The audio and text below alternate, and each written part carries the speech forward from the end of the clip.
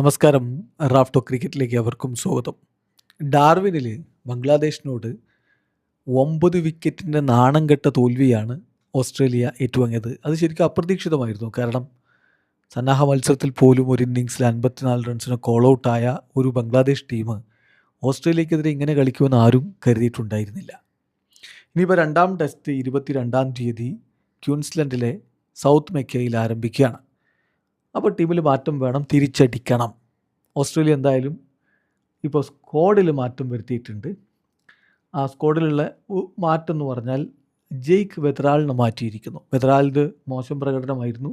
23 റൺസും പിന്നെ ഒരു ഡക്കുമാണ് ആ ടെസ്റ്റിൽ അദ്ദേഹത്തിൻ്റെ സ്കോർ. സോ അദ്ദേഹത്തെ ഡ്രോപ്പ് ചെയ്തിരിക്കുന്നു.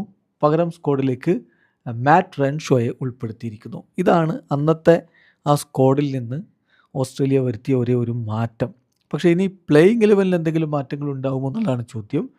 ജോഷ് ഇംഗ്ലീസ് സ്പെയർ ബാറ്ററായിരുന്നു ഡാർവിനിൽ. പക്ഷേ അദ്ദേഹം ഇനിയിപ്പോൾ സ്ക്വാഡിലേക്ക് ടോപ്പ് 3യിലേക്ക് വരാനുള്ള സാധ്യതയില്ല. സ്കോട്ട് ബോളണ്ട് ആയിരുന്നു അന്ന് സ്പെയർ ഫാസ്റ്റ് ബോളറായിട്ടുണ്ടായിരുന്നു. അദ്ദേഹം വരുമോ എന്ന് ചോദിച്ചാൽ ആരെങ്കിലും മാറ്റി ഫാസ്റ്റ് ബോളേഴ്സിനെ ആരെങ്കിലും മാറ്റി റൊട്ടേഷനിലേക്കൊക്കെ പോയാൽ മാത്രമേ അദ്ദേഹം വരാനുള്ള സാധ്യതയുള്ളൂ.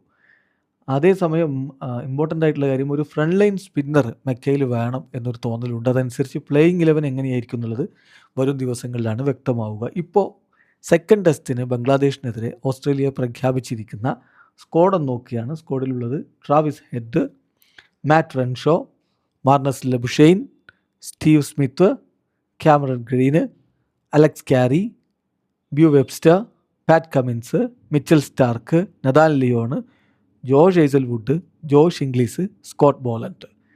ഏതായാലും ആദ്യ ടെസ്റ്റിന് ശേഷം അതിശക്തമായി ഓസ്ട്രേലിയ തിരികെ വരും എന്ന പ്രതീക്ഷയിലാണ് ആരാധകരുള്ളത്. വീഡിയോ അവസാനിക്കുന്നു. ക്രിക്കറ്റ് ലോകത്തെ കൂടുതൽ വിശേഷങ്ങളുമായി റാഫ്റ്റോക്സ് എത്താം.